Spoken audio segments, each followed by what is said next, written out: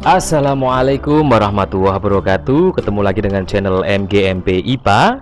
Kali ini pembahasan terakhir belajar bersama persiapan ujian madrasah tahun 2021 yang nanti akan berlangsung di hari Kamis, berarti besok ya.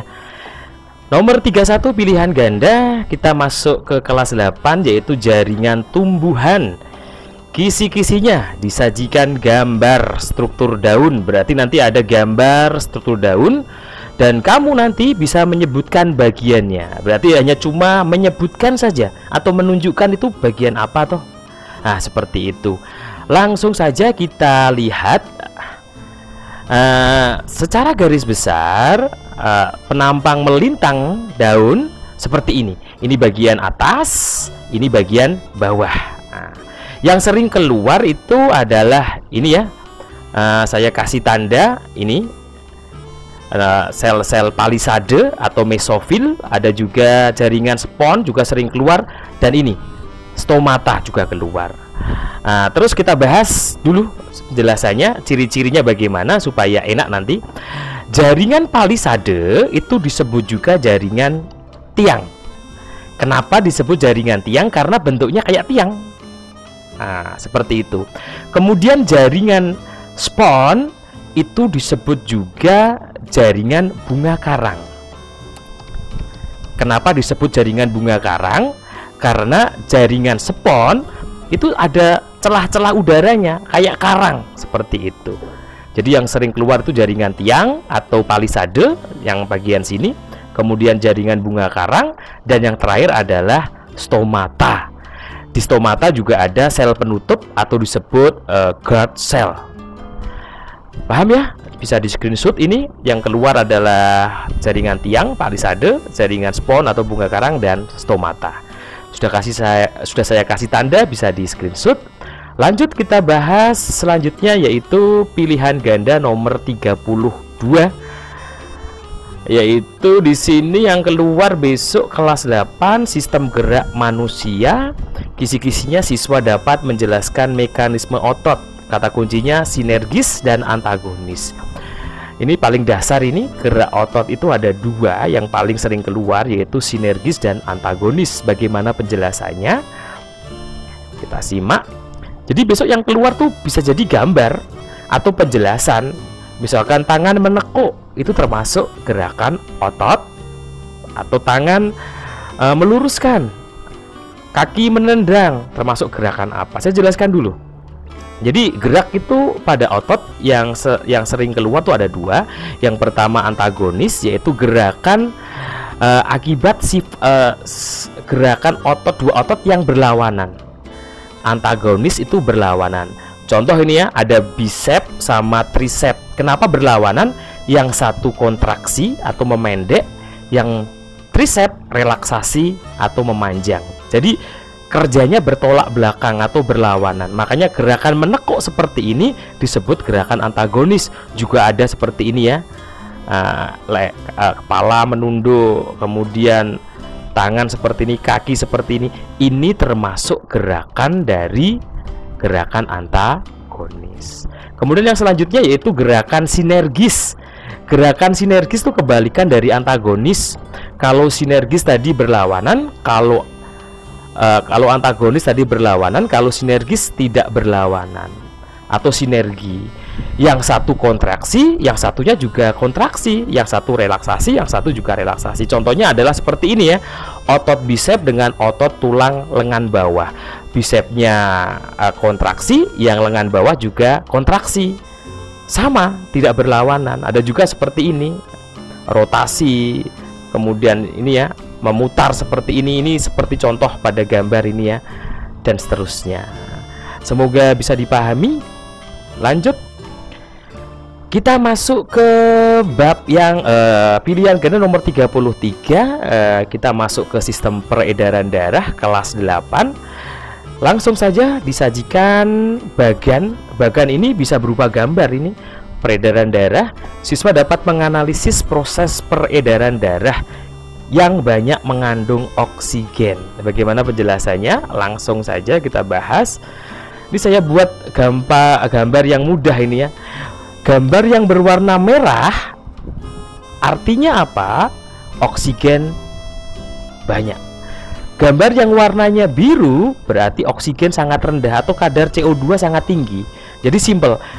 Kalau saya tarik garis seperti ini, bahwa bagian sini berarti bagian yang sebelah kanan saya itu yang banyak oksigennya, yang sebelah kiri saya berarti yang banyak CO2-nya atau karbon dioksidanya.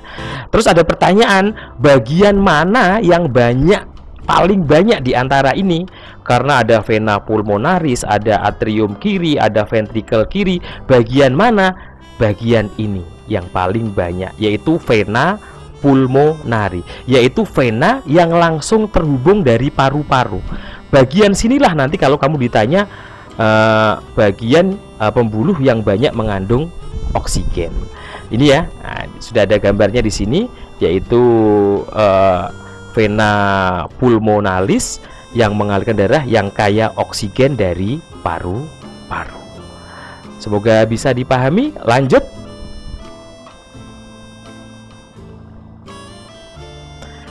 Kita lanjut ke pilihan ganda nomor 34. Kita masuk ke sistem ekskresi kelas 8 ya. Kisi-kisinya ada gambar, nanti gambar nefron. Nefron itu sel ginjal. Siswa dapat menjelaskan fungsi bagian nefron yang benar. Jadi ada bagian nefron, kamu disuruh tahu namanya apa dan fungsinya apa. Saya jelaskan ini, nanti bisa kamu screenshot ya gambarnya ya. Jadi gini, secara garis besar bagian ginjal, bagian kortek, kalau di mikroskop gambarnya kayak gini. Inilah yang disebut dengan glomerulus atau nefron.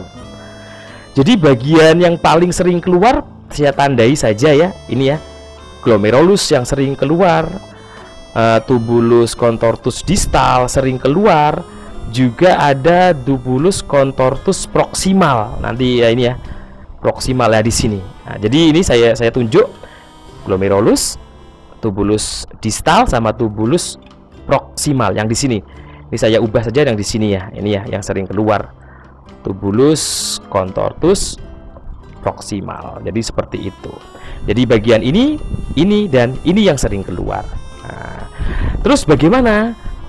Di antara tiga itu yang paling sering keluar yang mana? Kalau saya prediksi nanti yang keluar tuh bagian sini, yang sering keluar. Bahkan presentasinya itu hampir 80% sering keluar di bab ini. Namanya adalah glomerulus. Glomerulus itu berfungsi untuk filtrasi atau penyaringan. Saya tulis di sini saja, penyaringan.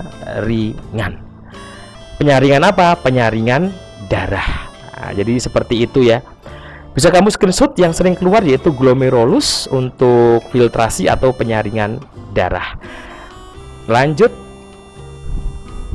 Oke, kita bahas yang terakhir yaitu nomor 35 ya. Sistem reproduksi kelas 8. Disajikan tabel, berarti nanti ada tabel organ reproduksi. Kamu dapat menjelaskan fungsi organ reproduksi wanita. Berarti yang kamu pelajari nanti yang khusus wanita saja. Ada organnya apa, fungsinya apa. Kita akan belajar di sini. Nah, kita lihat ya. Jadi organ perempuan atau wanita yang paling sering keluar itu ini ya, ovarium sama oviduk. Ini ada dua ini. Sudah saya kerucutkan dua ini. Semoga nanti bisa belajar ini. Fungsi ovarium yaitu menghasilkan sel telur atau ovum. Jelas, tanpa sel telur nggak bakal bisa gestasi atau hamil seorang perempuan. Jadi ovarium itu fungsinya untuk menghasilkan sel telur, juga menghasilkan hormon estrogen dan progesteron. Saya langsung bahas yang sering keluar saja ini ya, oviduk. Oviduk itu sering juga disebut tuba falopi, sama saja sih sebenarnya sih. Jadi oviduk itu tempat peleburan sel telur dengan sel sperma. Jadi kalau ada pertanyaan di mana proses terjadinya pembuahan, jawabannya oviduk ini. Saya curiga yang keluar oviduk nanti. Tempat peleburan sel telur dan sperma.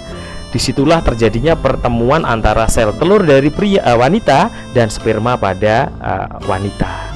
Jadi gitu anak-anak, semoga belajar ini bisa menambah kamu persiapan untuk semakin yakin lagi, untuk besok pagi semakin sukses. Saya doakan kamu dapat nilai bagus semua. Ini yang terakhir untuk pembahasan ujian madrasah tahun 2021. Mohon maaf jika ada kesalahan dalam pembahasan.